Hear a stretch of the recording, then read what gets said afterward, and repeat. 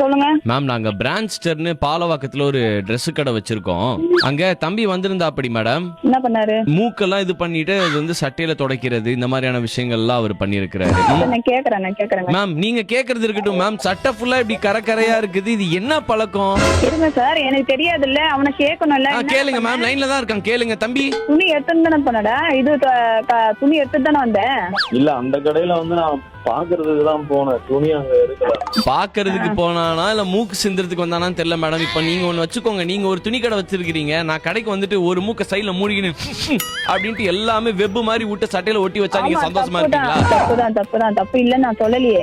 அதுதான் கேட்டுட்டு இருக்கேன், உங்க எதிரில தானே கேட்டுட்டு இருக்கிறேன் நான். பிரீமியமான துணி எல்லாம் நாங்க வித்துட்டு இருக்கிறோம். அந்த இடத்துல வந்துட்டு இவர் இப்படி பண்றது எந்த விதத்துல நியாயமா இருக்கும் மேடம்? அப்படியே வந்து மயில் பச்சை கலர்ல வந்து இப்படி நோண்டி இப்படி வச்சுட்டு போயிடுறாரு மேடம். அருவருப்பா இருக்கு மேடம். ஏன்டா இந்த மாதிரி பண்ற? ஒரு கடைக்கு போனா என்ன வேலை பண்ற நீ? கடைக்கு எதுக்கு போற? நாகரிகம் வேணா உனக்கு?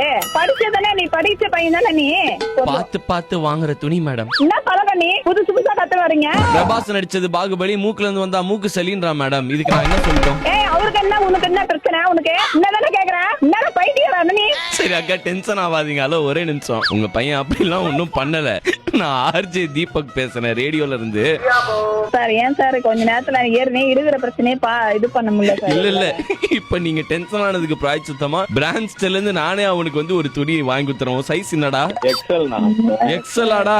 நீயும் போய் பாரு, பாலவாக்கத்துல போய் அந்த கடையை பாரு, சூப்பரா இருக்கும். அண்ட் கோயம்புத்தூர் நவ இந்தியாலே அந்த கடை இருக்குது. இந்த தீபாவளியை சூப்பரா கொண்டாட பிரான்ஸ்டருக்கு வந்து பாருங்க, சரியா?